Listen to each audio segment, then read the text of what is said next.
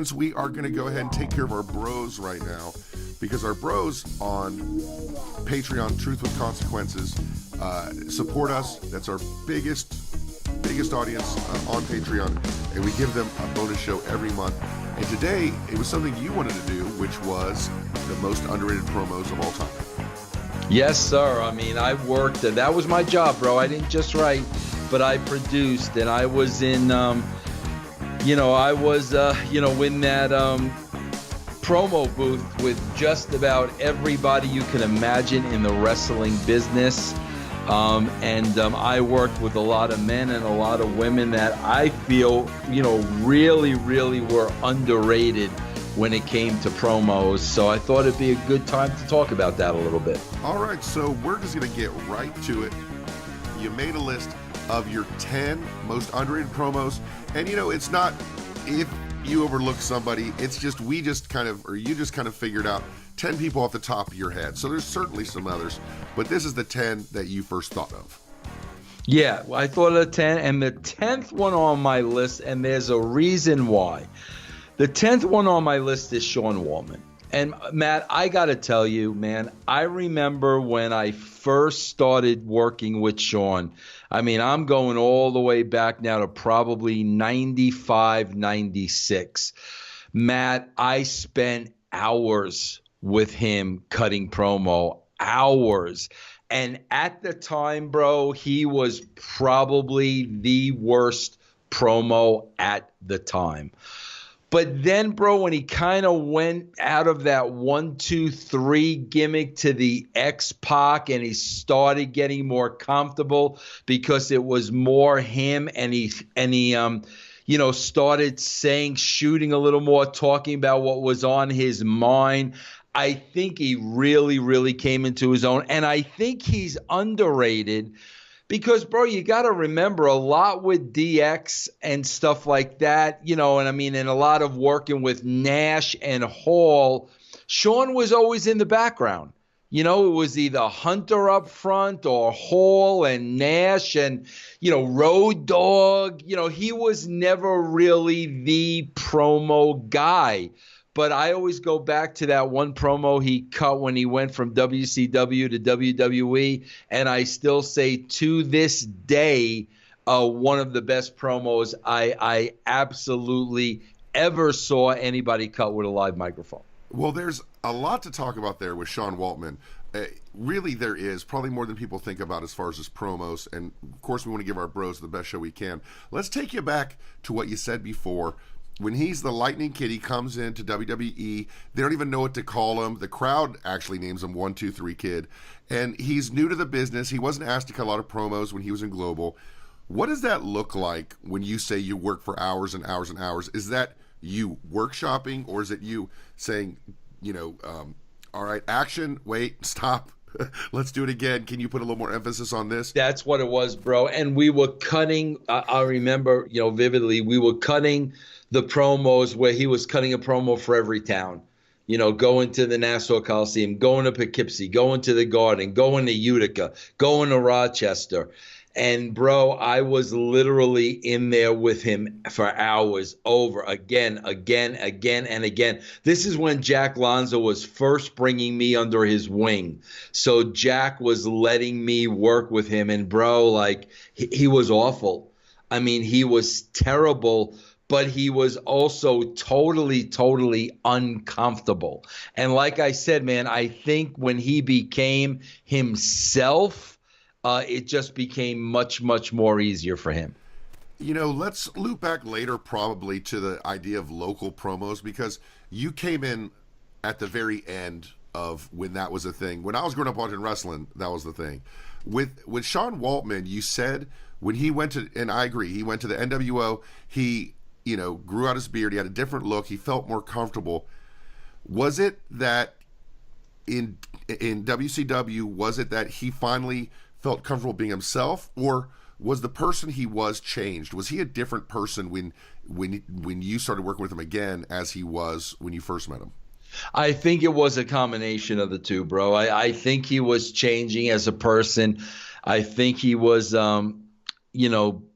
getting older, getting more mature. And I also think the people he hung around with, there was a lot of influence, by the Kevin Nashes and the Scott Halls and people like that. I mean, he really was a kid when he came up, but I watched that kid turn into a veteran. So I think he was changing as a person, bro. And I also think it's, who he was kind of hanging out with and becoming. Yeah, it's almost as if, like in music, it's not important that you have the ability to do it. It's having something to say. And maybe by the time Sean Waltman came back to WWE, a big part of that was that he had something to say. I would definitely agree with that, no doubt. So who is number 9 on your list, Mr. Russo? Number 9 on my list, and I mean, you never, talk about her promos. She didn't cut a lot of promos, but she was a natural. She was a natural, bro, because she came from the entertainment world. She was actually a backup dancer for James Brown, believe it or not. So she knew the stage. She knew the spotlight. She wasn't afraid of it. And I'm talking about Sharmell. Wow. Sharmell had the same confidence and sass and attitude that her husband had. And she was dynamite. And in the speaking roles that I gave her, she knocked it out of the park. She was an entertainer. And I think I didn't get to watch Sharmell's run too much in the WWE. I don't know how much she spoke. I don't know exactly what her role was. But when I met her, she was just a Nitro girl. And I knew, like, no, this woman is a bona fide star. In thinking about it and also making the parallel with music, if there's anything that comes close to working for Vince McMahon, it's working for James Brown. So working with her, did you get that sense of professionalism and that sense of I've been here before? Yes. I know what to work in a professional environment. No doubt about it, bro. Absolutely no. She was a pro. She knew what she was doing. She was undercasted as a Nitro girl. I mean, Sharmell brought so much more to the table than that. Beauty, confidence, professionalism. Bro, she was great. She was a great talent, I thought. I think there's a difference between when WWE sees someone, a pretty face, they throw in front of the camera, and then someone like Sharmell, who may have been waiting in the wings for a while, really wanting to do this. Can you think of anybody that also it took a while to get them in front of the camera after you met them, but once they did pretty good? Like an example that springs to mind is Terry Runnels, who worked in the background, who was in the wrestling industry for a long time. And by the time she got her chance, she was great. Vince McMahon did not get a chance to cut a promo. By the time he did, he was great. It's much different than just grabbing somebody and saying, get in front of the camera, right? Yeah. Well, I think, Sable falls into that category a little. Man, when she came to the WWE with Mark, the idea was to put her on TV. And she had never done it before. Sable wasn't very outgoing, talking to a lot of people. She was more reserved and kept to herself. And I think it took her a while, but I think she definitely grew into that role. Well, she definitely married someone else who likes to keep to himself. So I think that was probably a match made in heaven. That's a great number 9. We didn't have any other women on this list. It wasn't purposeful. It was just the first names that came to your head. But I've heard you talk a lot about the females today and the fact that they're not produced, so their promos aren't that great. Who, out of all the female wrestlers today, do you think has the best potential? Not who's the best, but has the best potential to be a great promo if produced correctly?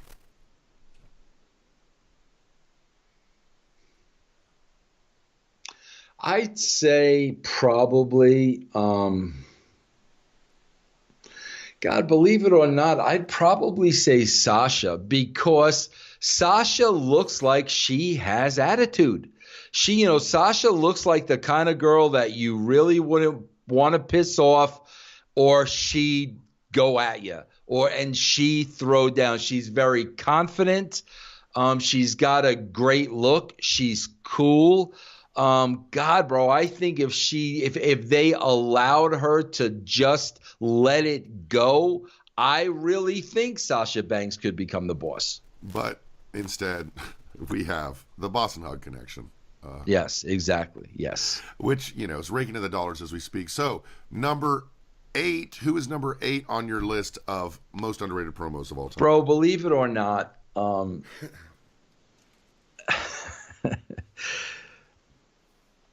Jay Lethal was not a good promo guy at all. And, bro, we were backstage, and I happened to hear him do Randy Savage by mistake. And I was like, are you freaking kidding me, bro? Like, are you kidding me? That's how Black Machismo was born. Then, bro, he made the mistake of giving me his Ric Flair, and that was the next great promo he cut. But, bro, the problem all along with Jay, and I was telling him this, man, and I don't think he liked it, but I was obviously telling him for his own good, bro. Like, I'm the guy that I'm going to tell you stuff you don't want to hear, but I'm going to tell you for your own good. As entertaining as Jay was as Savage and Flair, I kept telling him, Jay, eventually you're going to have to be Jay Lethal. If you want to get over, bro, especially you're going to have to be Jay Lethal. And, bro, as entertaining as Savage and Flair is to me, you're going to have to be Jay Lethal in order to get yourself over. And, bro, I got to tell you, in the time I worked with him, he never quite did. I don't know how far he's come in ROH, bro. I've seen a little bit. I've seen few and far between. But I'm calling him an underrated promo because just to be able to deliver two legends like Savage and Flair at the level he did, I thought was unbelievable. I thought he had a great amount of talent, but man, bro, it was funny how he could slip into the boots of these other wrestlers, but not slip into his own as easily. What was his personality like? Was there something there that you thought could be amplified into a good on-screen promo, or was it more of the kind of thing where he might have had to have invent a character to be more Jay Lethal? Well, bro, I'll tell you this. The Jay Lethal I remember and the Jay Lethal I worked with, bro, his laugh and smile could light up a room. He was a great guy to be around. I mean, he always used to poke fun at Disco, always smiling, always laughing. But, bro, every time he went into that wrestler mode, it was like the serious promo that, like, I did not believe. Like, I didn't, bro, I don't, bro, I just, it's hard to believe Jay Lethal's going to beat somebody up. Back then he wasn't a big guy. There were a lot of guys that were bigger than him. So, bro, quite frankly, a lot of that is probably on me because I should have figured out a way to tap into his personality a little bit more than I did, bro, because the serious wrestler and his voice would change. It would go into serious mode. I just don't think that ever got over. Something with these promos outside of WWE or these wrestlers outside of WWE, we hear from you say they didn't like me or they didn't agree with me, they didn't like me. I rarely hear that about your time in WWE, and you're sensitive, as well you should be, to the filter criticism by Vince. But let's take away from the filter, let's say the authority, the fact you had someone behind you who had your back like Vince McMahon. How much of a difference did that make with working with talent as opposed to the lack of backup that you had in WCW? God, bro, incredible the amount. completely fragmented backup you had in TNA that kept changing. That was a difference in dealing with talent? Oh my God, bro. Yeah, because especially, when you're looking at TNA with Dixie and you're looking at WCW with a Bill Bush, they could work those people. And like bro, you're not going to work Vince. You're not even going to attempt to work Vince. So when Vince gave me his vote of confidence, bro, and people knew that, they might as well have been dealing with Vince. Because if they didn't like something, they weren't going to go to Vince and complain about the golden goose. It just wasn't going to happen. They were smarter than that. But with people like Dixie and people like that of Bill Bush that just didn't know, talent would go to them, bro, and they would work circles around them, bro. How much did it hurt you that in TNA you had people who attempted to do it, and in WCW you had nobody who could do it, but in WWE you had someone who could integrate your ideas and integrate the creative on screen with the contracts, with everything else, and had that ultimate authority, as opposed to in WCW, in TNA, you were pretty much on your own as far as creative, and there was no one who could kind of help integrate that big picture for you. Yeah, bro, it's like I said, like Dixie Carter could just not make a decision, bro. And you can't be in that spot and not make a decision. You've got to make a decision. And bro, the whole time that I worked there, that never changed. So, it was always somebody in her ear, or like I said, bro, she would have conversations with Wade Keller about creative. Bro, again, with all due respect, listen to Castrating the Marks on Russo's brand. Listen to Wade Keller's promos, bro. It's all about the competition and who's the best and who's gonna, God, bro. And she literally would actually listen to that. And the lack of her being able to make any kind of a decision really, really made my job very difficult. And, in dealing with talent, the fact that they know that there's somebody over you who can't make a decision, but also, right. Of course, or make a great decision, as Vince McMahon often did. You didn't really have anybody in that role. No, not at all. Not at all. And that probably hurt you. And I wanted somebody in that role. Trust me, I did not want that responsibility. That wasn't my job. I would have liked to have somebody that would have backed me up. That's what I needed, bro. That's always a good thing. So who is number 7 on your list of underrated promos? Number 7 on our list, bro, is our boy. Absolutely a natural from day one, the first day I met him, till the last time I saw him, which was probably a year ago. Nobody ever talks about his promos. Maybe they will now, because maybe he never made it to the big stage. Bro, I think Robbie E is a great promo. I think Robbie E gets it. He's freaking entertaining. He knows who he is. He knows his character. This was a guy I literally at TNA did not have to produce. How about the fact that Robbie leans into, and this is just something for our Patreons, he leans into and helps perpetuate this idea that he's stupid, but he's not. No, he's not at all. Not at all. Not at all, bro. And he's a pro. And bro, the one word that comes out all the time with all these people, okay, bro? And, Robbie E, like Sharmell, the one word is confident. Bro, if somebody's handing you a script and you don't believe in that script, Bailey, Sasha, your confidence is stripped away. Now you're cutting. Now you're saying something. You don't believe what you're saying. If you don't believe what you're saying, the people at home aren't going to believe what you're saying. So let's go to this Robbie thing, because you worked with him a lot in TNA, and you plucked him out of almost obscurity as an extra to become Robbie E. When you're dealing with Robbie E or anybody in TNA, how does the promo work? What is it that what kind of direction are you giving him? What is the framework? And what do you expect from the talent?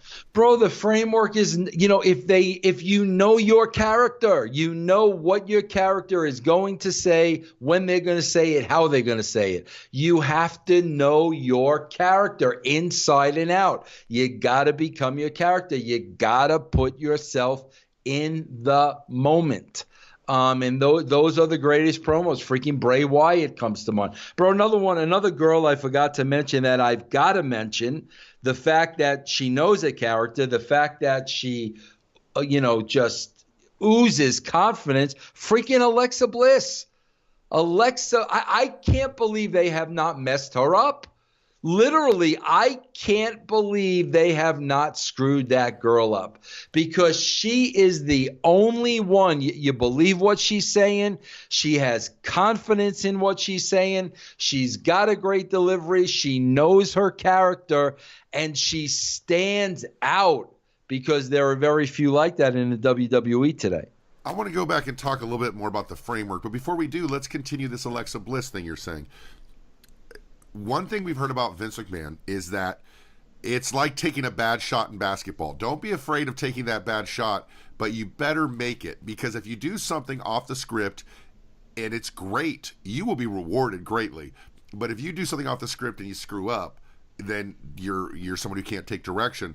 With Alexa Bliss, she seems to be somebody who seems very comfortable improvising in the moment, and when she does, it works really well. Is that a good assessment of Vince McMahon, where you shouldn't be afraid of taking a risk, but you better get it right? Bro, if you don't take a risk and you're afraid of not getting it right and getting it wrong, you have zero confidence.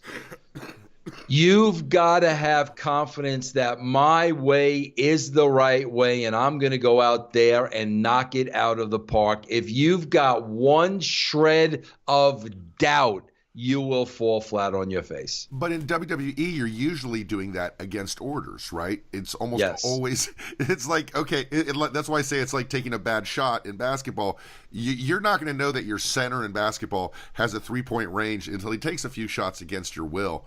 With Alexa Bliss, she improvises with the crowd. She improvises in the moment with her opponent, and she almost always hits it out of the park. What happens if you go off the script you're given, and you go and it doesn't work, and you go back and you have to face the agents and Vince? Well, it's not so much that, bro, because nobody, very rarely will anybody say anything to your face, but it'll be, you might not be on another show for another 6 weeks. That's usually the way it's done. I don't know. That's a great professional atmosphere, I tell you. Yeah. Going back to the framework, I guess what I meant with your direction, as far as I know as a fan, you're going, okay, and just tell me if I'm wrong, you're saying, here's who you are, here's your opponent, you're selling this date, and you're trying to get this point across. Is it anything more or less than that when you're dealing with a Robbie E? Yeah, it's just reminding them of where we are. Reminding them, okay, Robbie, the last time we saw you on TV, this happened. So you've got to understand your frame of mind, when you walk out the curtain. So it was a constant reminder of, this is what we did last. Remember where you're coming from and where you're going to. Bro, I was always right at that curtain, giving the last minute instruction. Don't go out smiling and slapping hands and this, that, because the last time we saw you, so-and-so beat the shit out of you. So it's a constant reminder of where their character is in the story.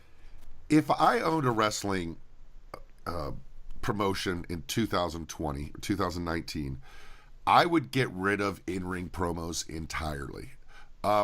That's just me. I know your research shows they do well, but for me, it never got better than backstage segments, and also working with you, hearing the fact that you can edit them and you can make them how you want it to be. How do you feel as far as where in-ring promos are right now, where we've got an hour of people talking in the ring right now? You got to put the right people in those spots, Matt. You got to have an Austin, or you got to have a Rock, or you got to have a Hogan, or you got to have a Cena. You just got to put the right guys in that spot. If you don't, it's just going to come across like very, very generic wrestler talk. And I think we get a lot of that on Mondays and Tuesdays. Let's say that you are backstage at TNA or WCW doing something pre-taped, or even WWE, and you have the time, you have the right person there with the right attitude who's doing it.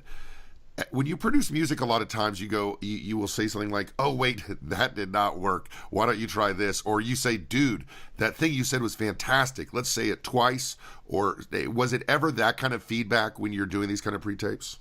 It was always like, bro, that was good, but you could do it better. And I got to tell you, bro, guys and gals, they liked when I told them that. Because I'm saying, and bro, here's the thing with cutting promos too, Matt, and this is where, like, they're freaking clueless at the WWE. Matt, 99% of the time, the first one sucks. The more they do it, the better it is. So that's when I would do it again. You could do it better. Do it again. The more reps you have, the better it's going to be. When I watch those Raw pre-tapes in the back, they're first takes. They're first takes, and you can tell they're first takes, bro. Do it over and over, repetition, till you freaking nail it. And Matt, a lot of times, this would happen with me too, bro. It would be where I could do like maybe 8 takes, bro, 10 takes, and I would know this is the best they're going to do it. You know what I'm saying, bro? Even though I was not satisfied. Right. And if it were me, I would have to get to the point where I would say, this is the best it's going to be. It's so similar to working with singers in the studio. With the singer, you have to go, man, that was fantastic. You're the best. But this one part, I think you could do better. And then you have to go, by the way, you're fantastic. You're the best. So right. Sometimes would you find guys who would get inside their own head and just make it worse and worse as it went on? Bro, I found out a lot of times, like when I was working with them one-on-one, like they didn't want to hear the bullshit. Like they didn't want to hear me put them over like that. You know what I'm saying, bro? They just really wanted to cut the best promo that they could. And if Vince said, bro, you could do better, then that meant that they could do better. But yeah, would some of them make it more difficult than it was? Absolutely. And I would just have to break them down to the basics. Let's go back to one thing you said about first takes. Vince, I think you should bring this up all the time. It's a fantastic point. Every piece of music you've ever heard me do, not one was a first take. There's no way in hell. I know, as good as my first take is, I know if I practice it a bit, it's definitely not going to be worse. What are the indicators that you're seeing? And when you said that, I just laughed because you're so right. What are the indicators that you see as a professional that you go, dude, that's a first take? Oh my God, the performance is so unnatural. Wooden, uncomfortable. Wooden, thank you, Matt. When you watch Sasha and Bailey, it literally is you go, I go, you go, I go, you go. Bro, when you could tell, the pauses. You could tell when there are pauses. Okay, now it's that's the cue, bro. That's the last word that I'm saying. Now you can hear it, bro. You can hear the pauses. It doesn't flow like real dialogue would flow. It sounds very, very rehearsed. You could hear it a mile away. I agree 100%. So we're down now. We threw in a little bonus of Alexa Bliss. We're down to number 6 of Vince Russo's most underrated promos. Who you got, Vince? Man, bro, one of the most underrated promos, one of the most underrated characters, one of the most underrated personalities I think I ever worked with was at TNA, and it was by a man by the name of Orlando Jordan.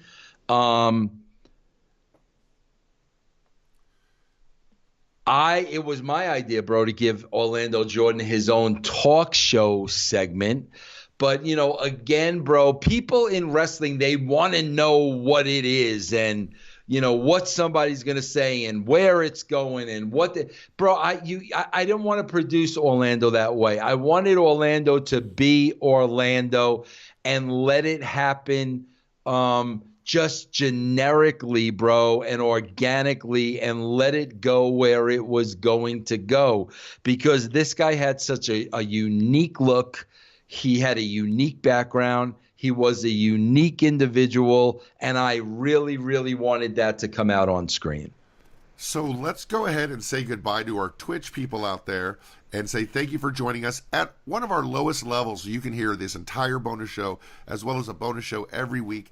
Also, you would get the actual Truth with Consequences early, much longer, ad-free, and you would get it also on video. Check it out, patreon.com/RussoCoon, TWC. Okay. Oh, that was good. Yeah, thank you. So let's get to the real stuff about Orlando Jordan. Now that it's just us Patreons out here. He made people uncomfortable, right? Like yes. The sexuality thing. It was edgy, but society wasn't ready. Would you agree with that? Yes.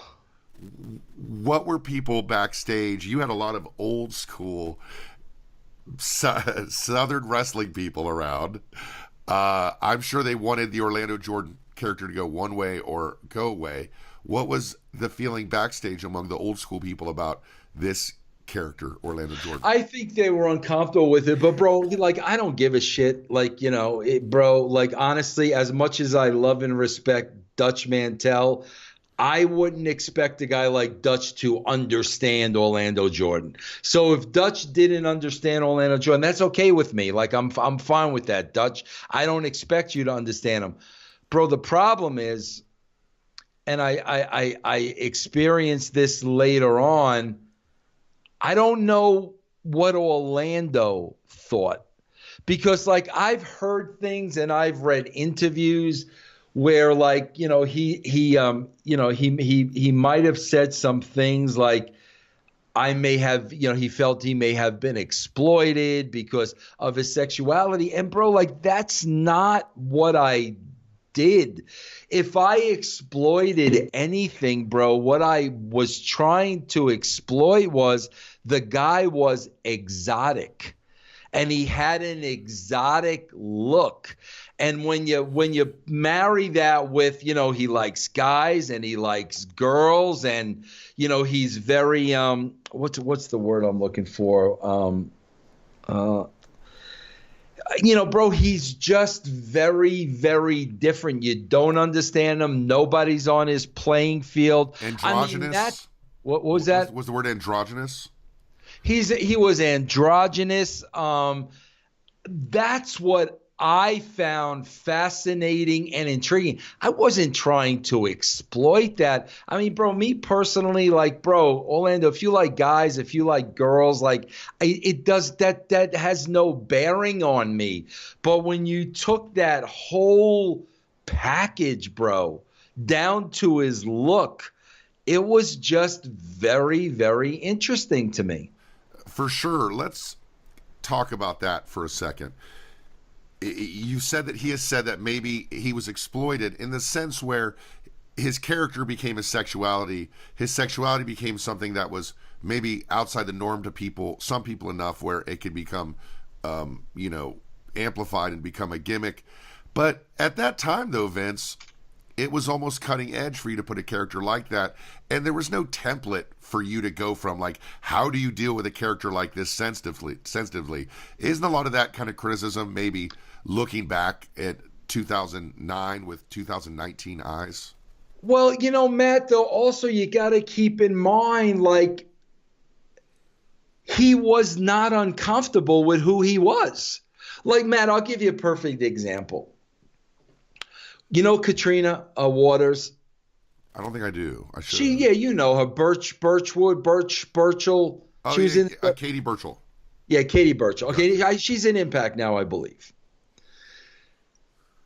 She is a free thinker when it comes to sex and sexuality and stuff like that. Okay. I literally wanted her to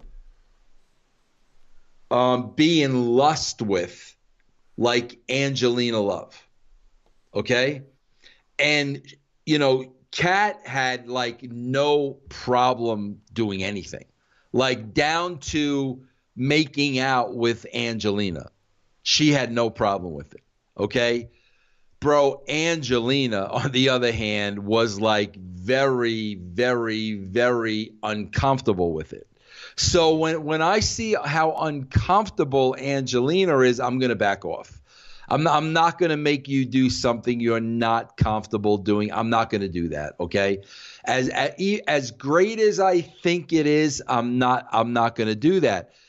But with Orlando, he was very comfortable with who he was. And that's why, like, I just roll with it, and I never thought it would be an issue. Now, I've heard things years later. I've not heard them directly. So, like, I don't know if people took stuff out of context or whatnot. But when I worked with him, he was not uncomfortable in doing anything. How unfair is it? And this happens to you a lot, Vince. How unfair is it for someone to bring up something 10 years later when you're working with them side by side and they could have easily said, hey, Vince, I don't like this? How unfair is that to you now when people, I'm not talking about Orlando Jordan specifically, but we've heard it time and time again where someone does an interview where they are pissed off about you. Bro, it is so unfair. I mean, when you say that, the one guy that comes to me more than anything is like Lance Storm. Like, bro, are you kidding me?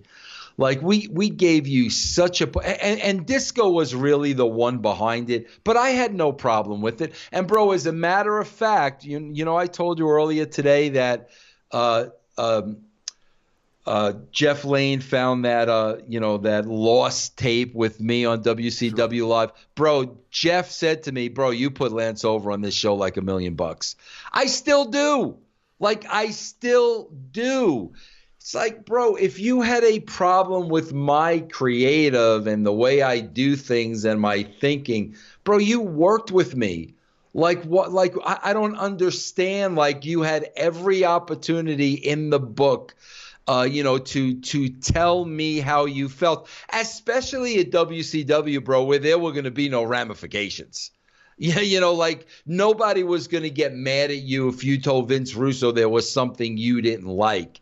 And then when a guy carries on like that, like 10 years later, it's like, come on, bro, like, give me a break, I listen to Lance Storm weekly. He does a show with Brian Alvarez, and you guys are so different. Just your demeanor and the way you think about wrestling. But neither one of you is a bad person, I don't think. Neither one of you is someone who wishes ill upon anybody.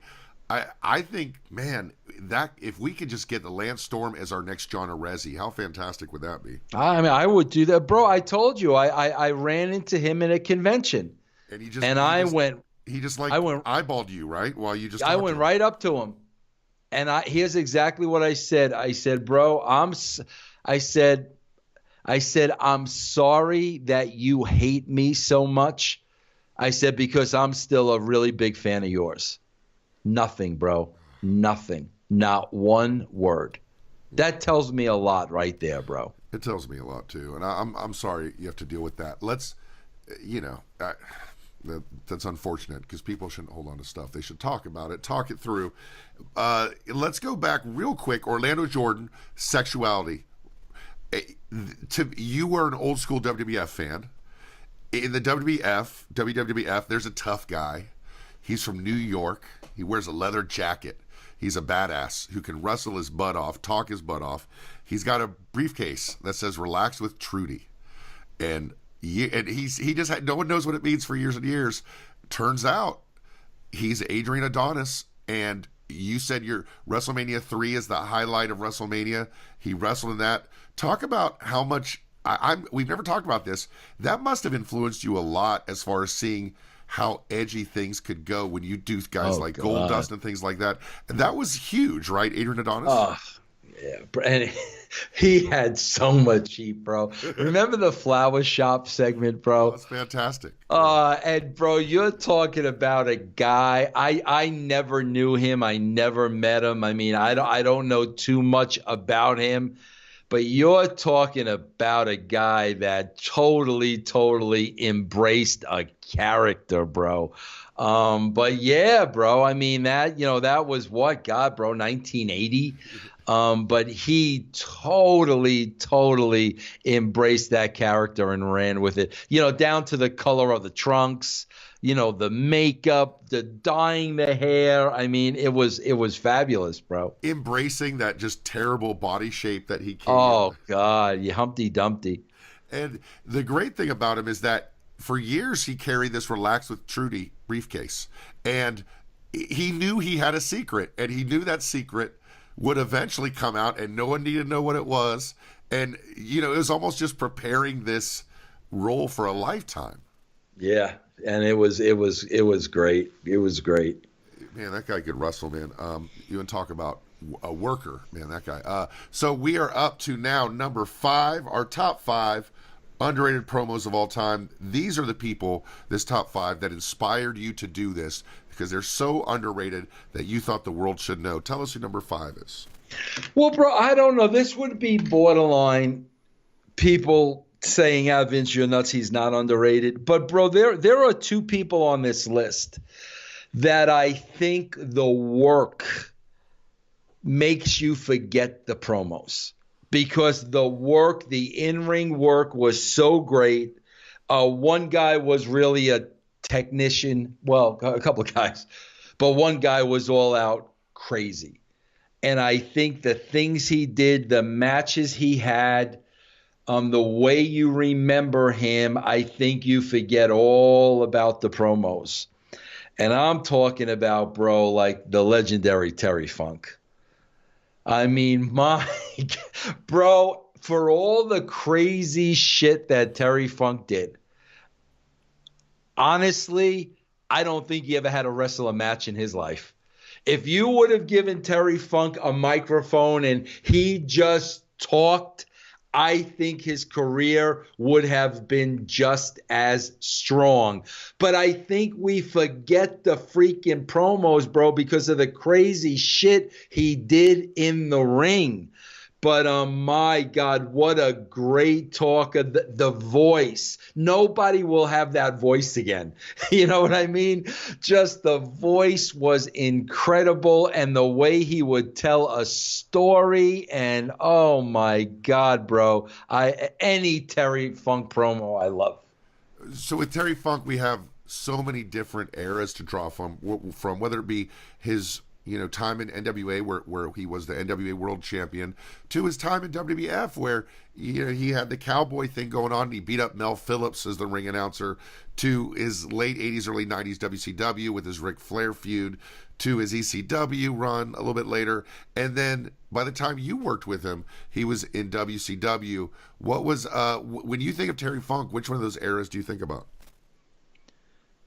Oh man, I really think about them all, but I believe now when we go back to the Double Cross Ranch, the early days of the WWE, when it was him and Dory, and they had the third guy, Jimmy Jack Funk, played by Jesse Barr from Florida. Correct me if I'm wrong, Matt, but didn't they have a mouthpiece? Jimmy Hart. Okay, yeah. So you really didn't get. I'm talking about the older. Bro, I made him commissioner at WCW. I mean that's how highly I thought of him. And bro, again, I think it's the voice. Bro, when you talk about people like the unique voices, the 3 that come to my mind immediately: Terry Funk, Dusty Rhodes, and Mick Foley. When that voice is so different, and then you match that voice up with this freaking incredible verbiage, dialogue, and the infliction, like, oh my God. Like, bro, Terry Funk was in movies. Terry Funk should have been in a hell of a lot more movies, bro. Yeah, I told you I met him when I was an extra as a kid in Over the Top, with his Sylvester Stallone movie. He's a great actor, a great promo. When he was in WWE, WWF, he was brought in, as someone with already a lot of credibility. How much maybe was not letting him talk, being Vince McMahon, not really knowing who the hell he was, really? Yeah, I think Vince McMahon was trying to stick it up Cornette's backside.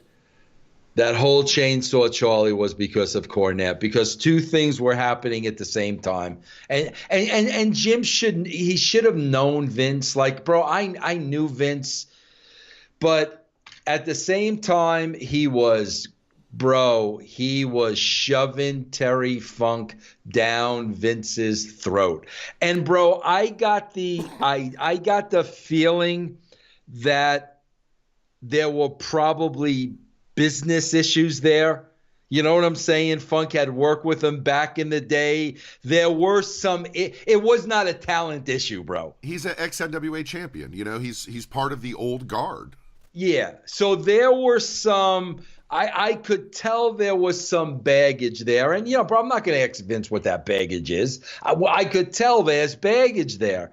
Cornette really couldn't tell and kept Terry Funk. The same time is when Cornette made his, infamous statement, whoever comes out of a box is over. So Vince took those two things, and the next thing we know, we have Chainsaw Charlie, who chainsawed himself out of a box. Bro, I swear to God, I wish you were there when Vince first brought up Chainsaw Charlie. Because I'm sitting at the table in his living room and I'm saying, what the F are you talking about? But then it dawned on me. Oh, okay, bro. This is Vince's rib on Cornette. And as soon as I got it, I was like, but bro, I never felt comfortable because even to me, it was Terry Funk. When we, as a fan watching the Attitude Era at the time, of course, we're talking 20 years ago, everything was pretty seamless. You watched the show, it was a good time. Some stuff you thought was over the top, or some stuff you thought may be goofy, but, that's wrestling, and everything kind of is fun and makes sense, and nothing really took you out of the moment, except for that. If you look back at the Attitude Era, that truly was the what the fuck is going on. Like, it took you out of the moment and going, I know that's Terry Funk. Right. What the hell is what is going on with this? That's a Vince rib. Because it's like they would acknowledge it was Terry Funk when he started wrestling sometimes, but then he was Chainsaw Charlie, and then it was he's Terry Funk who goes by Chainsaw Charlie, and then it was the weirdest thing, right? Yeah, that's a 100% Vince rib, and we all had to work around it. It's nice when you have $1 billion company as your plaything, isn't it? Absolutely. Yep. Number 4 on your underrated promos. I'm going to say I just flipped a couple here. I'm going to go with Eddie Guerrero. And again, the reason why I'm going with Eddie, bro, is because of his work. When you talk about Eddie Guerrero, you talk about him as a wrestler, as an in-ring performer, his work. And I just think because he was the best at what he did, I think sometimes we overlook the promos. Out of all the people on this list, Eddie Guerrero is one that you have more of a spectator relationship with. You've talked before a couple times about how he reached out to you when he was in trouble. What about him as a performer? What do you remember about him working with him in those short weeks in WCW? Bro, just how good he was. I mean, bro, Matt, I say this all the time, and let's get back to music. Let's you and me talk about music. Man, God created somebody to do what they did, like when they do it effortless. Like when they don't sweat. The person I go to all the time, I mean, when we talk about singers, quite a bit, but like when I think of somebody like Barbra Streisand, you don't teach that voice. And when she performs and you see her sing, it's effortlessly. When you see Sinatra, it's effortlessly. When you saw Jordan play basketball, it was effortlessly. Like they look like they're not even trying. That's when you know That's what that person was created to do. That was Eddie Guerrero, bro. It was so effortlessly, so smooth in his work and his wrestling. You know, Ray's the same way.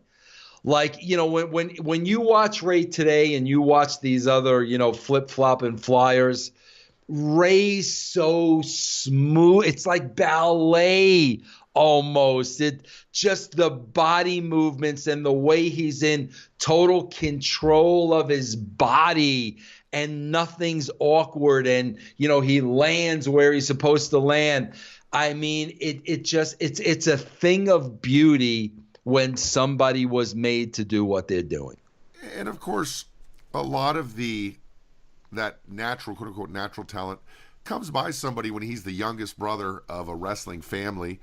Yes. In the Guerreros might have been outside your sphere with Hector, Mondo, and Chavo.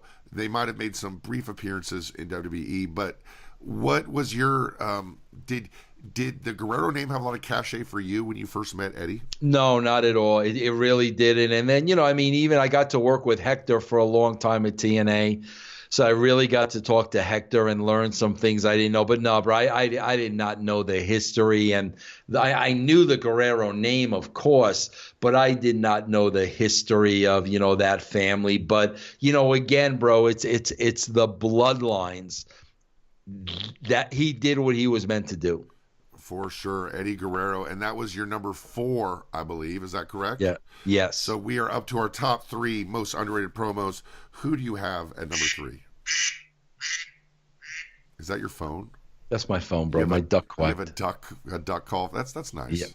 Yeah. You know what I don't get? I'm sorry. Are people that have their cell phone's ringer is like the old telephone ringer? I can't stand that. Yeah. Oh, you can't? Well, it's got to be better than a duck, no? No, the duck's good. You know, you're using technology. It's 2019. You know, why have a phone that sounds like a phone from 1970?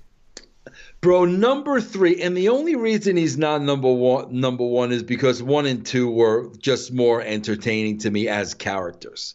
Okay?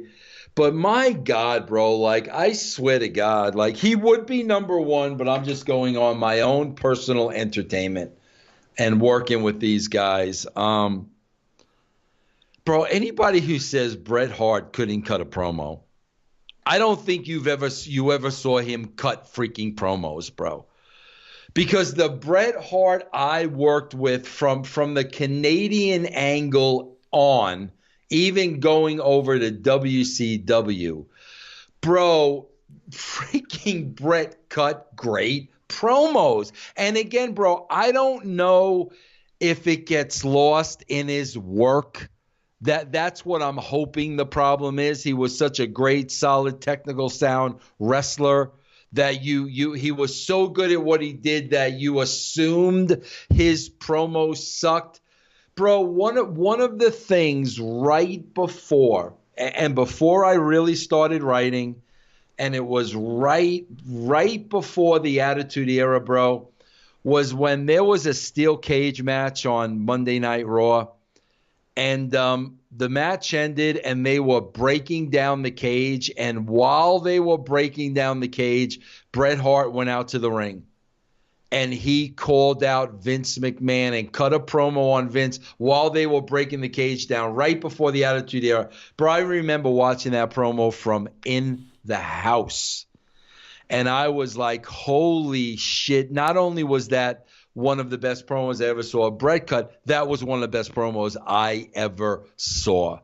And from that moment on, bro, God, bro, I think Bret cut phenomenal promos.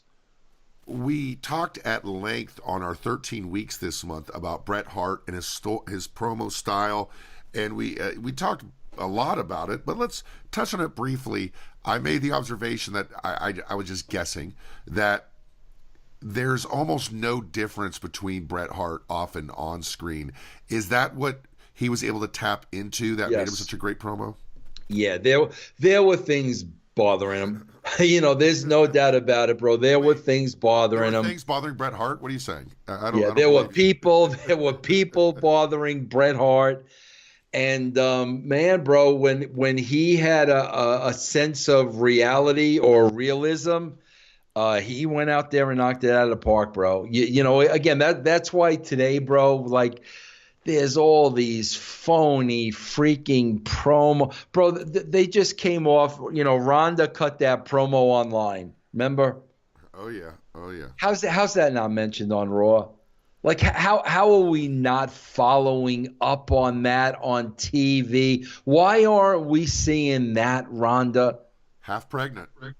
Oh man, Brett let you know how he felt, and if anybody ever would have gotten any heat, all Brett would have said was, "Bro, I just cut a promo. I don't mean any of it. Bullshit. You meant every word of it, bro. That's why it was so good." If I were to put the Bret Hart promo style and the perception that us fans have about Bret Hart into a couple words, it would be chip on his shoulder. It always seemed like he had a justifiable chip on his shoulder.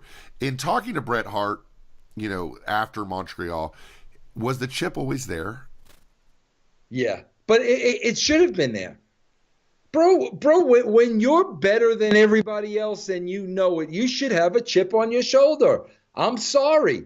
Because is it a chip on your shoulder or is it I think it's confidence. And I think confidence separates the pros from the amateurs. I really do, bro. Bret Hart, in his mind, believed that he was the best. Bret Hart made me believe he was a Canadian legend. You can call that a chip or you can call it confidence. I think he had every right to be carrying that. I know a musician family where the youngest brother out of 5 brothers is the most successful, and they're all great musicians. We talked about Eddie Guerrero being the most successful in a lot of ways of the Guerrero family because he was the youngest brother. With Bret, he wasn't the youngest. Owen was the youngest, and by a lot of accounts, Owen was fantastic in the ring. By almost everybody's account. What was the deal with his promos? Because I don't feel, this is my opinion, Owen ever connected with the crowd on a real level. And that's not to say anything bad about him or the kind of person he was, but just promo-wise, what was Owen missing? And do you have that same view of Owen? Yeah, I mean, I do, bro. And like you're telling me now, and I'm trying to put my finger on it, and I really can't. How about the fact that Owen is always talked about as this great human being, as this great person? So every time he's on screen, he's play acting as a heel?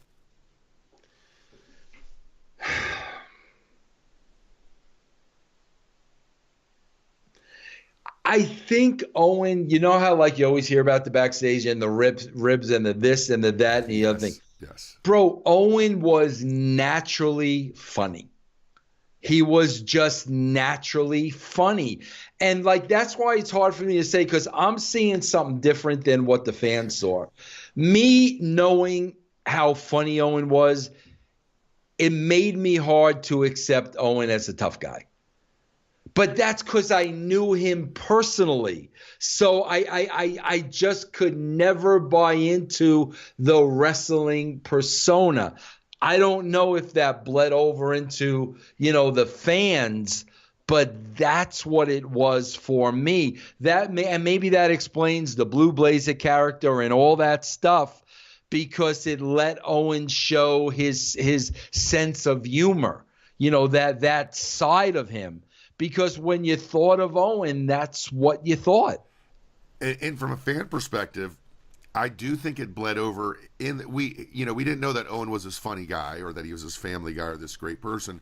But to me as a fan, it always came across as insincere and non-credible and like he was trying too hard. That's how it came across to me. I'm not sure if anybody else has that opinion, but when you guys are seeing Owen, especially when you have that opportunity after Bret left to really push Owen, when you're seeing Owen give promos and did anybody ever think, wow, this guy he's going to be able to figure it out as far as promo wise? No, bro. Even when he was, hitting the ring in street clothes and all that stuff after Bret left, something was just missing, bro. I guess it's just hard to put your fingers on it. Was I heard Conrad talk about this recently. The thing about it, and it is a lot of intangibles. Can you put up your fingers? Can you put on your finger on what would be some of those intangibles that would separate an Owen Hart from a Bret Hart? Just what are those collection of things that create it?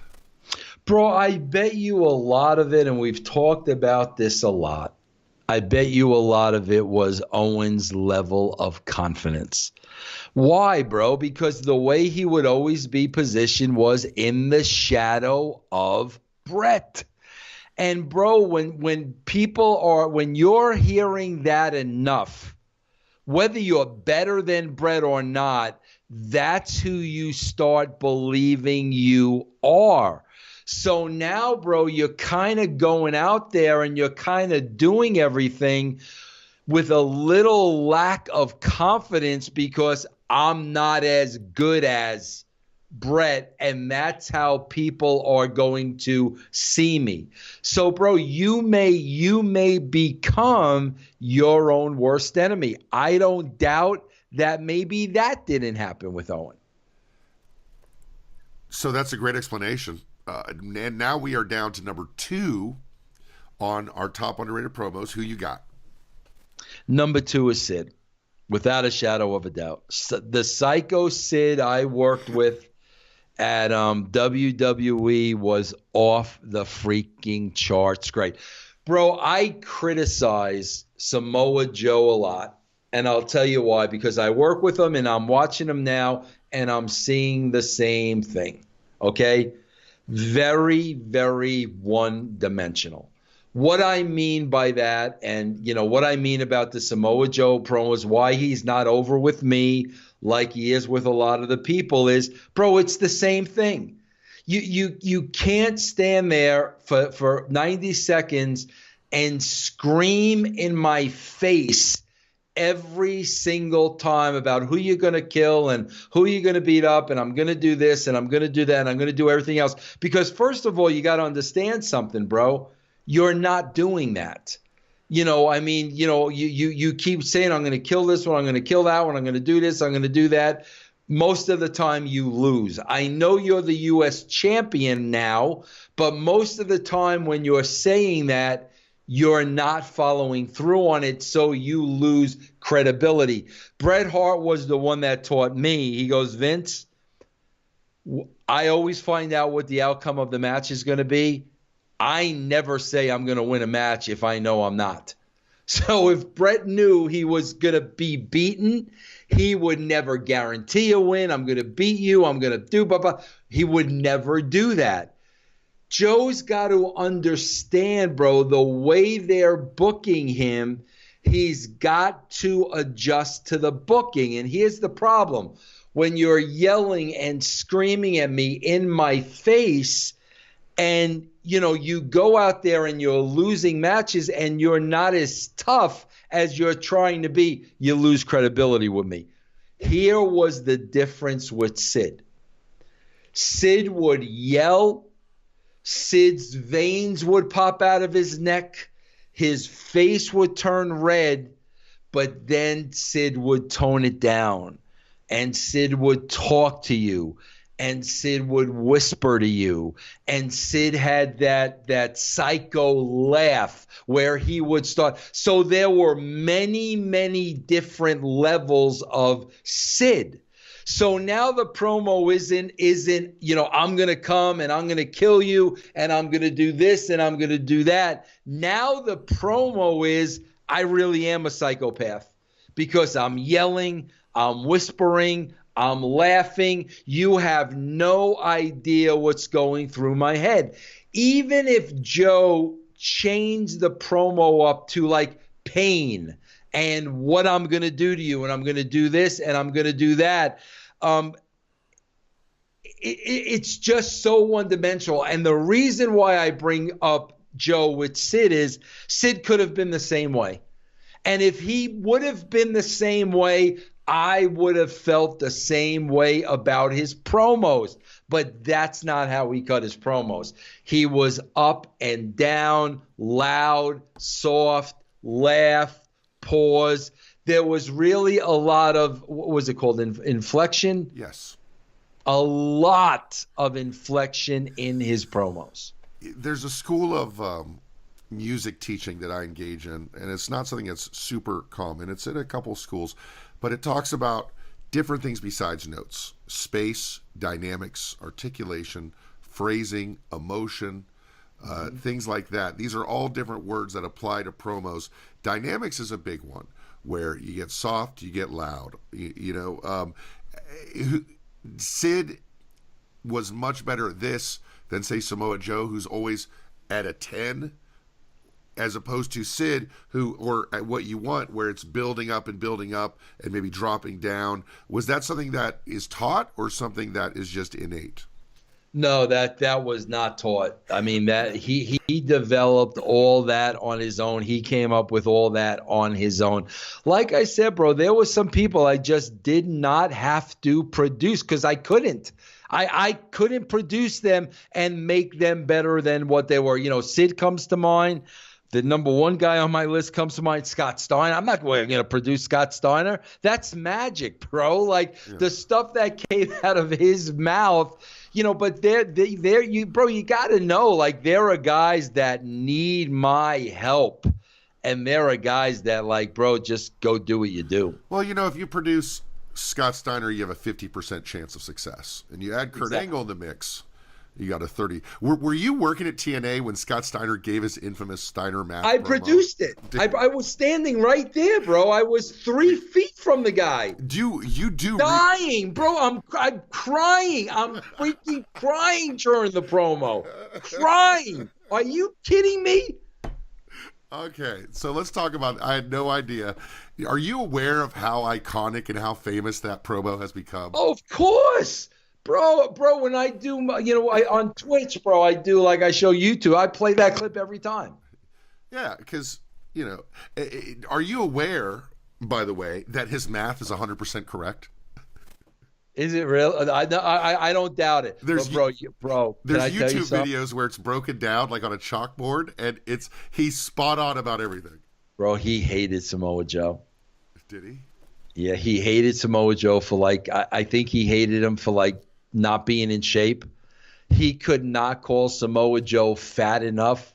And bro, it was one of those things Samoa Joe was not going to do anything about it. You know what I'm saying? But he would get that in there every opportunity. I think, bro, I think to guys like Scott and Rick Steiner, when guys are out of shape, I really think they take offense to that. Can I tell you that I believe I've got that look from Scott Steiner?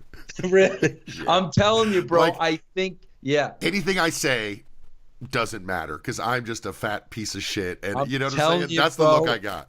Those guys, I think they really, really, he could not tell Joe he was fat enough. That,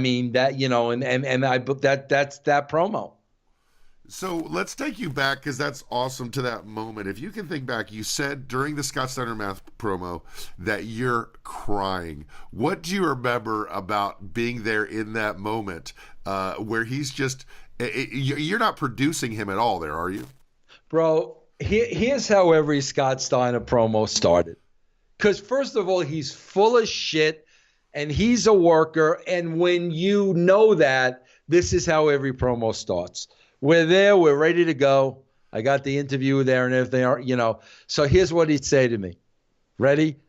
Okay, Vince, what am I saying? Meanwhile, bro, he knows everything that he's saying because he knows my answer to him is going to be, are you freaking kidding me? And that's what it would be every time. Vince, what am I saying? Are you freaking kidding me? And then he would laugh. And then just go cut the promo. And that was one of them, bro, where he had that whole thing in his head. He came up with he knew exactly what he was going to say. And, bro, I just sat there and I cried. I freaking cried. And then he has the audacity, seeing me cry, to ask me, how was that? Did he know it was funny? Like it seems like it's for him it's a shoot, but everybody else knows that's really hilarious. Nah, bro, he knows it's funny. Scott Steiner knows when he butchers those freaking promos, he knows he's gonna pop everybody. Uh, who we weren't even talking about Scott Steiner, were we? Who were we talking about? We're talking about Sid. Sid. So Sid, the reason I believe a lot of people sleep on Sid is because he's remembered for a couple moments. He's remembered for trying to destroy the barbershop and getting shaving cream all over his face. He's also remembered for really butchering some promos in WCW. How unfair is that for Sid's legacy, for people to remember his botches? Oh my God, I think it's completely unfair. You know, again, bro, you remember what you want to remember. You don't remember the good things. And his injury. People remember his injury. Right. Yep. But to you, your lasting legacy of Sid Vicious is? Bro, yeah, not many. You know, I mean, I was about to say, but then I'm thinking of Hogan. There were not many guys his size that could cut a promo that matched their physical stature. You know, like a Big Show, you know, could not cut a promo like that. John Studd could not cut a promo like that. Obviously, Andre could not. There are not too many people that size that can cut a promo that matches the physicality. And, you know, we definitely missed out by about 4 years on a Sid Vicious, Andre the Giant, you know. Oh, jeez. That would have been great, right? That would have been fantastic. Yeah. Well, we got Sid Vicious Elegante, so close enough. So, number one most underrated promo of all time, according to Vince Russo, on our Bro Patreon exclusive bonus show. Well, bro, this is definitely like on the cry meter. Never had to give him a word. Never had to sit there and produce.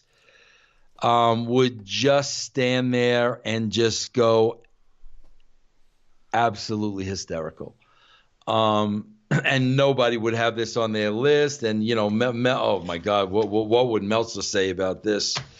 Bro, when Bob Backlund made the transition to Mr. Backlund, and he literally, bro, would study and memorize the dictionary and the thesaurus to come up with words like you never heard before. And the vocabulary and the wide eyes and the close-up of the face. Oh, my God. Bro, one of the greatest things, Matt, I ever did. I would definitely – this definitely top 5, maybe top 3. I got to bring the article of the magazine was called Mr. Backlund Goes to Spring Break. I took Mr. Backlund, bro, to spring break. It must have been, Matt, 110 degrees. Okay, bro? Here's the first thing that he did that tells you how freaking genius this guy was. Matt, he's wearing a suit from head to toe down at the beach. Okay, vest, suit, tie, the whole 9 yards. But because it's 110 degrees out, guess what he does, Matt? What's that? He puts that white cream on his nose so it doesn't burn. Okay? So you understand this picture, bro? Drunk college students all over the place. Backlund walking along the beach, totally dressed, suit and tie, with that white shit on his nose so he wouldn't get a sunburn. Then, bro, all the kids are at this pool. This is a shoot now. This ain't me producing this. All the kids are around this pool, bro, drinking. There's a DJ, blaring music, the whole 9 yards. I'm walking up to this pool with Backlund. It was in Daytona Beach, a famous spot. I'm not telling him anything. The camera's like shooting everything. What does he do, bro? He's taking off his shoes. He's taking off his socks. He's rolling up his freaking pants. The next thing I know, bro, he sits down on the pool ledge, puts his feet in the pool, and starts lecturing these drunk college students on spring break. Bro, as the minutes passed, more and more and more people were gathering. He's getting a crowd. He's getting a crowd. Bro, he's getting a huge crowd. Bro, here's the thing. Matt, they're drunk out of their minds. The girls are half naked. And he's changing they're lives. They're sitting on his every word. Matt, they're sitting on his every word. Like, is this guy for real? Like, I don't know why I'm listening to this guy, but I'm listening to him and I want to hear more. Matt, I never saw all that shit. We did, those were vignettes. Like, those are all in the archives somewhere. But, oh, Matt, like, just see, that's the difference between now and then. The idea then was, how could we take these characters and just put them in the most entertaining positions possible? And then let them what fly do you with do? it. You bring back Bob Backlund to spring break. That's what you do. So, I mean, and you just let them fly with it, and he just went with it. God, Matt. So there's a question I have. I don't know a better way to say this, but what the hell? Like, what? This has never made sense to me. Bob Backlund is Bob Backlund. Like, he was champion for 5 years, loses the Iron Sheik because Vince wants to put the belt on Hogan. Never really gets the chance to get the belt back or even wrestle for it. Vince wants him to turn heel. He quits instead. Then a decade later, well over a decade later, that's crazy, he comes back as this heel character, and he's a crazy person on and off the screen. What, can you make sense of this for me? I don't really still understand this story. I can make sense of it, bro. Now, here's what I can't make sense of. I don't know why Vince wanted him back or took him back. Bro, I remember I was a magazine writer, and I heard Backlund was come back. As a matter of fact, bro, if you remember going back to the Manhattan Center, remember that kid that he chicken winged? That was my assistant editor, Lou Gianfrido. Oh, poor Lugian. Yeah, that was Lou Gianfrido, and Louis sold. Louis was an old school. He sold it like $1 million. I don't know why Vince wanted to bring him back, but I do know this. Bob Backlund knew he had to reinvent himself. You know, he knew, bro, he had to come back as a totally different Bob Backlund, because who he was, you know, during the post Bruno era, that was not going to fly.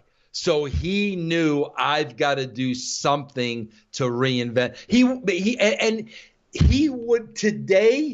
would not have been allowed to go as far as he went.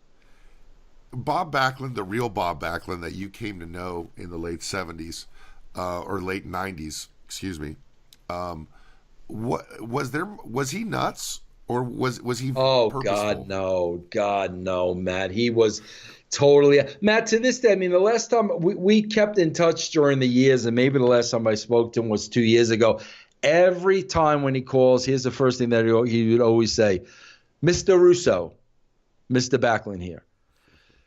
Bro, he had businesses. He had businesses, played the stock market, knew finances. Bro, read the paper from cover to cover every single day. Far and away one of the smartest and most intelligent people I ever met in the wrestling business. There must have been an aspect to him that was a little bitter, because in a sense, the entire Hulkamania era, the entire expansion era, was directly a result of Vince McMahon, Vince Kennedy McMahon responding to his dad's way of booking. It was really the opposite of what Backlund was. And Backlund's on the side the whole time watching this happen. Did he ever talk about those lost years to you? Not really, bro. He would never really. He was, bro. Guys like that are still kayfabe. They still won't talk about shit. They still got that kayfabe, about them, and never would he really talk about those days. And you're right, he keeps it kayfabe to this day because I've never seen him outside of that crazy character ever. Yeah, Never. yep, phenomenal, bro, unbelievable. So that's our list, and that's our Bro bonus show for this month, which is March 2019. Vince, this was a good show, a great idea, and I hope people gain an appreciation for what these people brought in their promos. No, absolutely, bro. And like I said, man, I was just lucky. When I look back at the people that I worked with and had the opportunity, I was just lucky, bro. Some of the greatest ever in the business. Before we close, I just want to ask one more question. Was Vince Russo an underrated promo? I don't think so, bro, because I'm still getting heat from those promos because people think that's me. And that's it. We'll see you next time, bros. Thank you for being a patron. It's very true.